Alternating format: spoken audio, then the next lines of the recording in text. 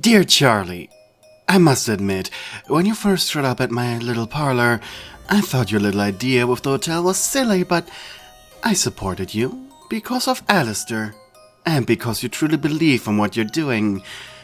However, since the failed extermination, I've been thinking about your little redemption ploy. I must say, while I don't believe it is possible, I know one or two demons who, if they could be redeemed, would certainly live a better life. I'll be sending the first one over in a couple of days. She will need special accommodations that I'm sure you can figure out when she arrives. Hugs and kisses, Auntie Rosie. This was the letter Charlie received in the mail the other day. Of course, she was completely besides herself, the first new guest since Serpentius, and she would come from someone as important and famous as Rosie. This had to be perfect. Of course, Vaggie and the others were interested in the special accommodations, especially with the cheeky "you'll figure it out." Sure, Rosie was an ally, but still a vicious demon, and while not a cannibal in life, certainly enjoyed the lifestyle of being one in hell. Considering cannibal demons had special needs when it came to their food, alternatives for long pig were far and few between. At least Alistair had found a place where ethically sourced long pig was produced. As such, everything was okay. At least morally speaking. Ethically, it was somewhat of a grey area. Since Rosie didn't give any details, and when called would only chuckle into the phone before switching the topic, a welcome party wasn't planned. Still though, Nifty kept the place extra clean, especially with the hired help from Charlie's father, an imp by the name of Priminger. Though no one really understood how he managed to do half of Nifty's work, as well as single-handedly managing Lucifer's castle. The demon was truly an enigma. It was a cloudy evening, and Charlie was having a group therapy session in the lobby. Charlie was having a group therapy session in the lounge. Today it was a simple meeting to praise Angel Dust's 6-month anniversary of being clean. Of course, everyone but Charlie found it ridiculous, and even Angel was of the opinion, once it was a year, then we can celebrate. But whatever, at least she was happy. And it wasn't too boring. And that's when through the automatic doors of the lobby. And that's when through the new automatic doors of the rebuilt hotel in the lobby, the movement alarm beeped, announcing a new arrival. With the excitement of a child on its birthday, Charlie immediately abandoned the meeting to greet the new one. Charlie immediately abandoned the meeting to greet the new guest. But what she found at the entrance made her right eye twitch. Before her sat you, in a rinky-dink wheelchair that had about 4 balloons hanging on it, with congratulations and "You can do it" words written on it. Your face was hidden by a red hood of a cloak. Your skin pale, just a little of a blue hue, like that of a drowned victim. You had long, carefully combed white hair and pigtails, your left hand hanging down the wheelchair lazily. But it was your right that made Charlie feel icky. It was as it was the unmistakable sign that you were a starved one. Starved ones were cannibal demons who refused the call of the flesh, managing a prolonged period of not partaking in the meat, causing a violent metamorphosis. This one often led to growth of a new appendage or the mutation of one, in your case, your right arm, into a grey, pulsating leech-like tentacle, with a mouth and multiple tongues. It was a direct line to the starved one's enlarged stomachs, Starved ones were rare, as most cannibals refused the call of the meat, eventually cannibalized themselves, which suppressed the transformation while still not fully satiating the hunger. Sure, this showed a lot of restraint on your end, and discipline, but starved ones were unpredictable. Your body, aside from the fat, twitching tentacle, looked frail but not starved. Whoever had taken care of you until now, most likely Rosie, must have fed you nutrients of some kind that your cannibal biology could process. As you noticed Charlie approach you, you raised your head just a little. Two piercing red orbs appearing beneath the shadow. They glowed faintly. Hey, she said carefully, her cheerfulness replaced with something like pity and worry, as well as caution. You just looked at her. Charlie stopped about an arm's length away from you. Are you a new guest? The one Rosie mentioned? Yes, you said. Your voice was quiet and hoarse, and unintentionally, Charlie's eyes moved down to your tentacle. It was placed on your lap, its teeth wiggling like fingers. Oh God, it has eyes, Charlie thought. Around the mouth opening of your arm was a ring of yellow, faintly glowing eyes without pupils that you could see through whenever you closed yours. Seeing through them was like opening eyes underwater, very blurry, but shapes were made clear. Okay, said Charlie in a cheerful yet cautious tone, holding out her hand for you to shake. Bravely so. Even you were surprised. But you smelled her fear. As the pleasant aroma of it entered your nostrils, your leech arm pulsated, spreading out its teeth as if it inhaled the scent. Meanwhile, you raised your left hand, taking hers in yours. Her body felt so much warmer than your own. I like your skin, you said absent-mindedly, your eyes shifting to the side. Thanks. A gasp came from behind Charlie. She stepped aside, which allowed you to see new arrivals, the other denizens of the Haspen Hotel. Your introductions went by quickly. Clearly, they were uncomfortable with you being here, and yet none of them mentioned your arm. The only one coming close to it was the resident overlord Alistair, though his only reaction was a violent laughter upon seeing you and an evil, have fun, Charlie, before disappearing. And so, while you were being carted around for the hotel by Husk, with the others for a tour, Charlie and Vaggie stole themselves from the posse for discussion. I don't want this thing in the house, growled Vaggie. Oh, come on. She's cute. Yeah, no, there's no children in hell. She is a grown woman. Charlie shifted uncomfortably.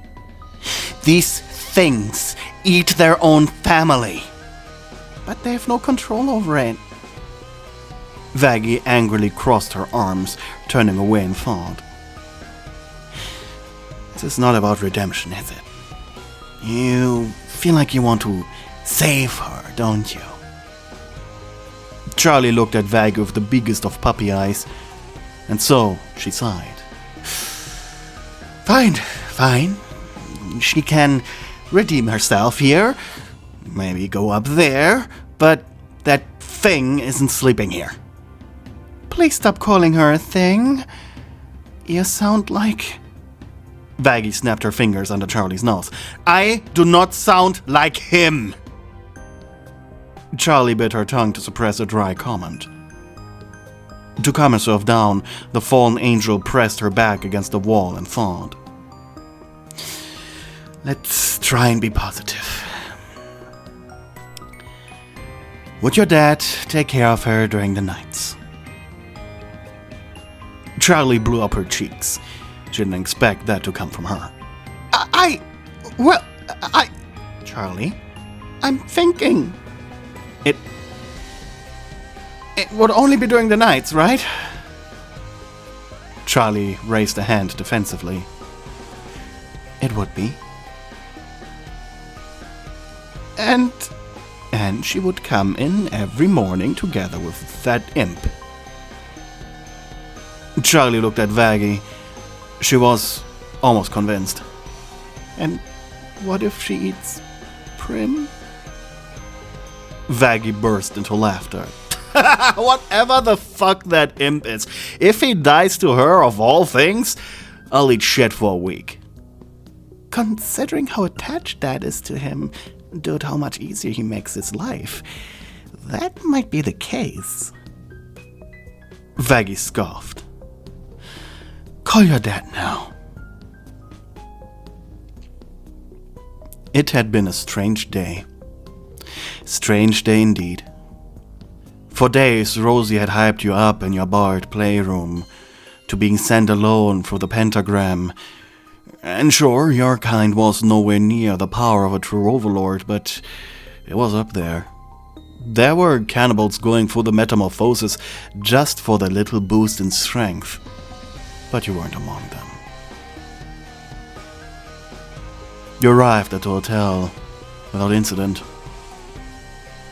and you were made to interact with so many people at once, and they all treated you surprisingly well. Only then to be taken by an imp to an entirely new place, yet again, though that one looked much more pompous. A castle fit for the king of hell. A lot of apple imagery, which, considering the stories, wasn't surprising. Please, madam, allow me to push you. You had no answer to that, and so just sat there, letting the demon push you deeper into the castle. It was quiet here, the only sound coming from the creaks of your wheelchair and the imp's footsteps. May I ask, madam, why do you require this? Is it a relic from your time on Earth? You gulped and then pulled up your robe.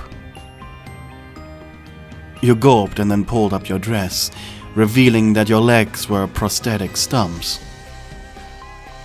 Revealing that your legs were prosthetics. I see. My kind is prone to self-cannibalization.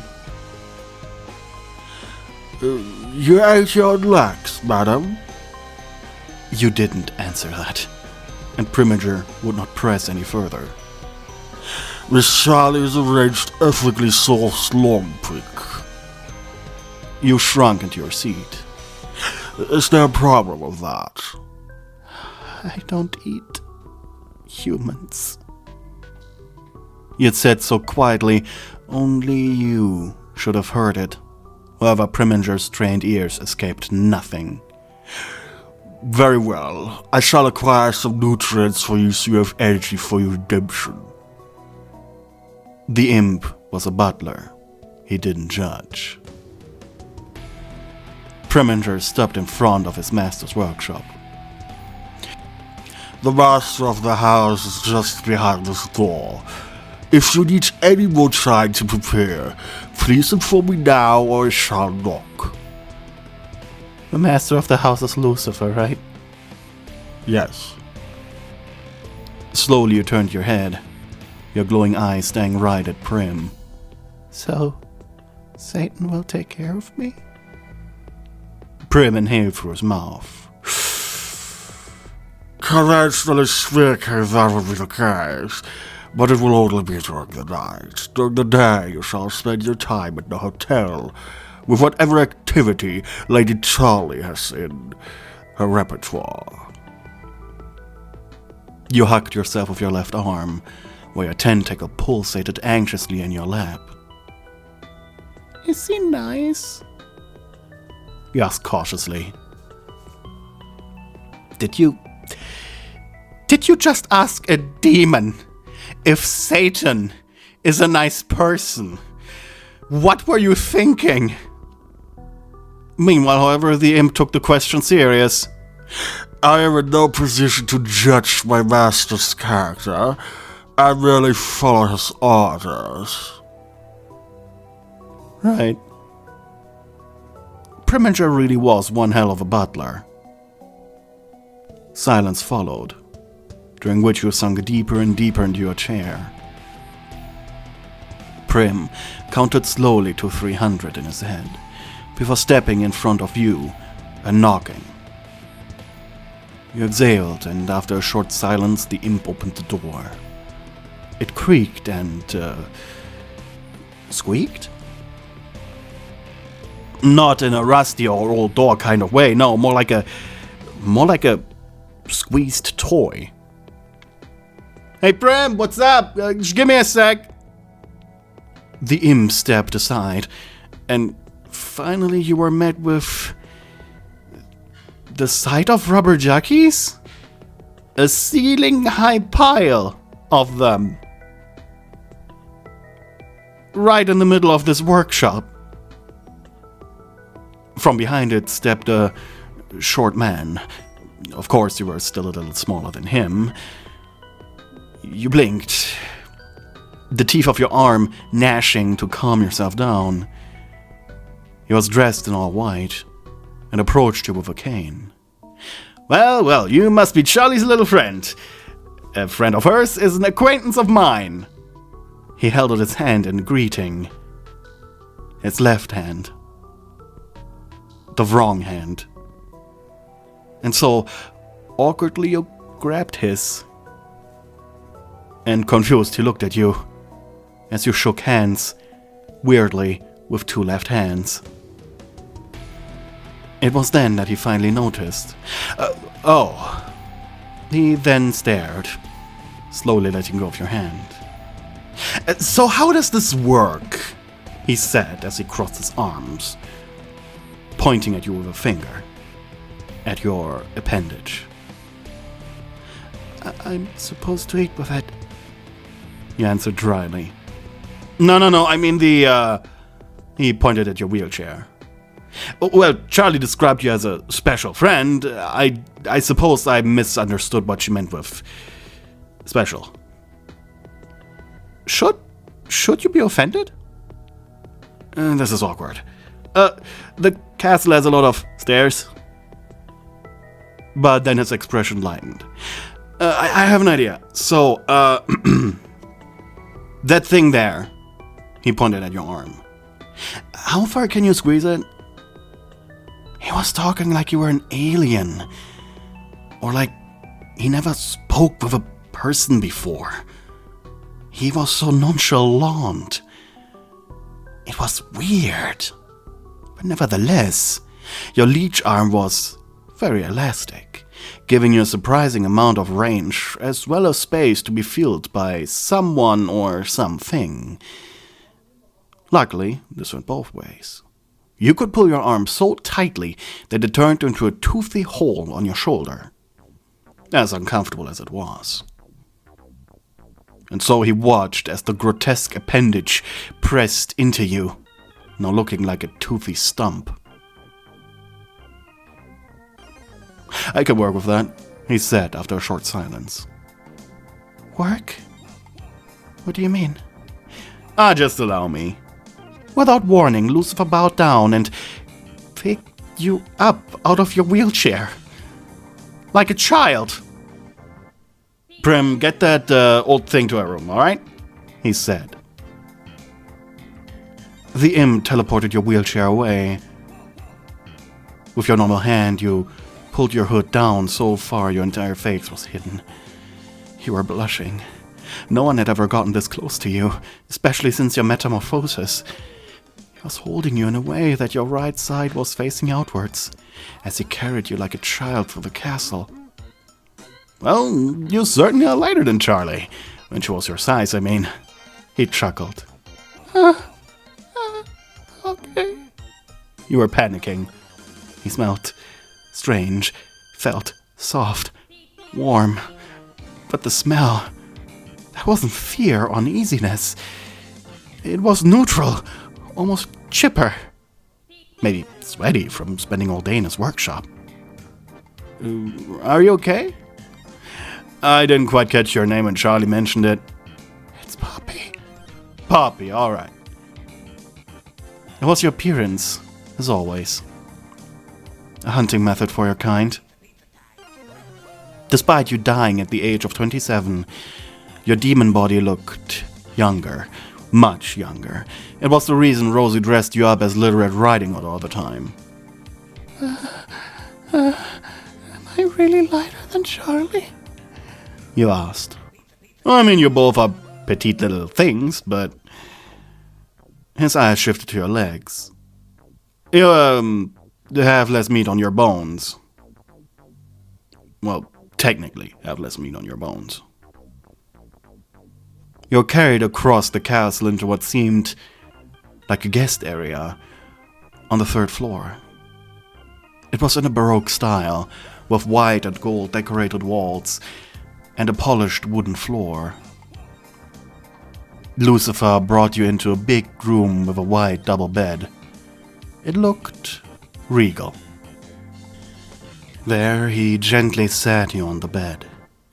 Your wheelchair already stood beside the bed, just opposite where Lucifer had placed you down. He then cleared his throat, and you blushed hard. Sorry. You had still been holding onto his tie without realizing. Lucifer smiled. Nah, it's cute. You gulped. I'm not cute. I'm the opposite of that. Lucifer crossed his arms. You want me to debate you on that? I'm a cannibal. I don't see a cannibal. Well, technically you weren't. Aside from your own flesh, you never devoured anyone. And you had only feasted on yourself after your arm turned into that. You know, that thing there should be proof enough. Your heart stopped for a moment. So he didn't know what you were, and he wasn't afraid? Well, he was a fallen angel. Maybe you were taking this a little too serious? He then pointed at your thick leech arm that was loosely draped across your bed. And what do you see? You asked. And when Lucifer didn't immediately respond, you felt like dying. Once again, he held out his left hand. You could tell he was sizing you up. And he watched as your tentacle awoke. He wanted to shake your wrong hand. It made the noise of a fat, slimy snake as it moved. But just as you placed it onto his hand, and your skin made contact with his, feeling his warmth, softness, and the pulse of his blood, you lost control over it. Quick, like a flash, your arm bit down on Lucifer's. "Oh God, I'm so sorry!" you shouted as you tried to pull your hungry, starving arm from the king of hell. But he didn't budge.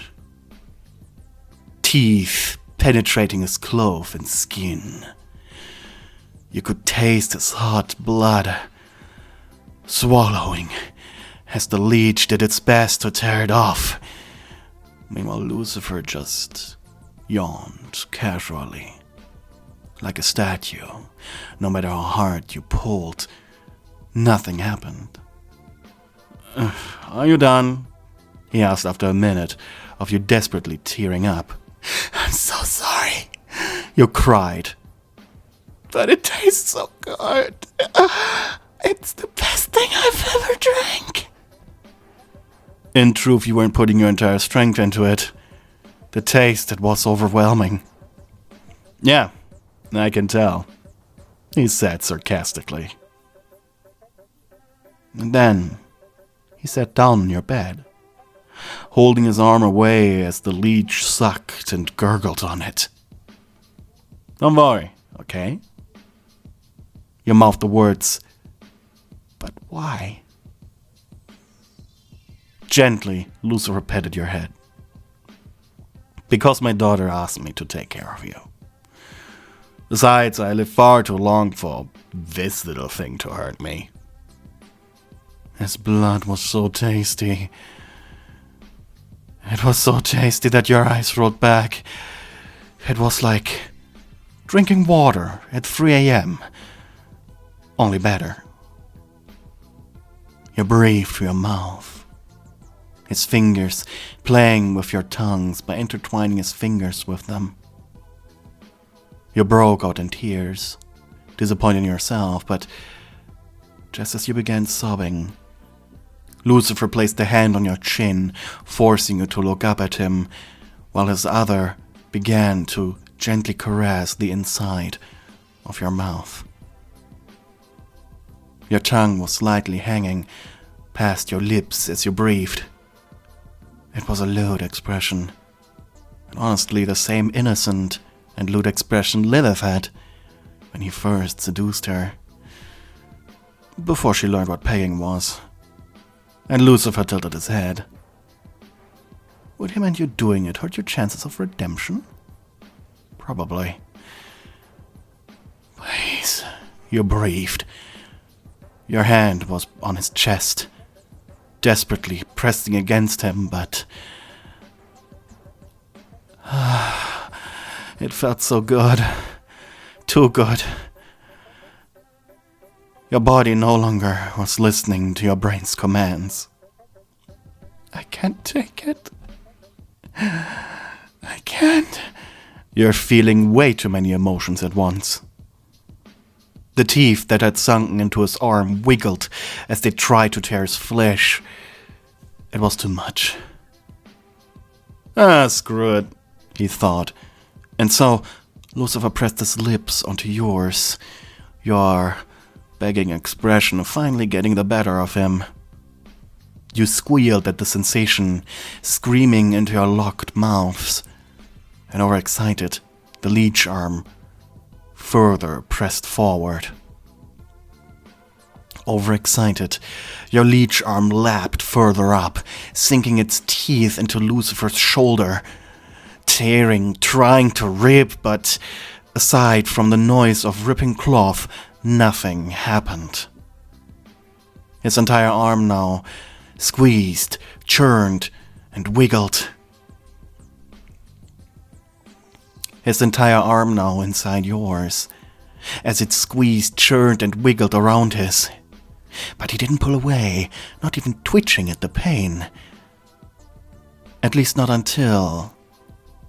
crunch. That did make Lucifer's eyebrows twitch, slightly. The aggressive tugs and twists of the leech arm finally managed to break his bones, but Lucifer's grip on you only became stronger as you tearfully tried to look at it. For a moment, he pulled away. Don't look, was all he said. If you see it, you're going to cry, and I don't want to see that. The glow of your eyes had increased, the light pulsating excitedly. I like that expression you're having. I want to see it more. You want more? Yes. Give me everything you have. Thank you for watching my video until the very end. And I would like to remind you to, please, like and subscribe and comment something down below. I read every comment you write to me, and I try to reply to them as often as I can. But before we say goodbye, I would like to shout out all of my lovely darling stewards who so graciously support my 3rd tier membership. Husky HD 17, Hopeful, Castella Misery, Bree, Zoe, Ikea, Mystic Jade 111, Annabelle R. Contreras, Giovanni Moriarty, Twilight Mia, Angry Boxman, Hella, BitBit, Melofia, Anonymous Weep, and Nicodemus D. Thank you so much for your continued support. And finally, I'd like to thank all of my lovely darling mates for also supporting me financially. I couldn't do this without you. Thank you very much for watching my video. I hope you enjoyed it. Have a nice day, and please remember to like and subscribe.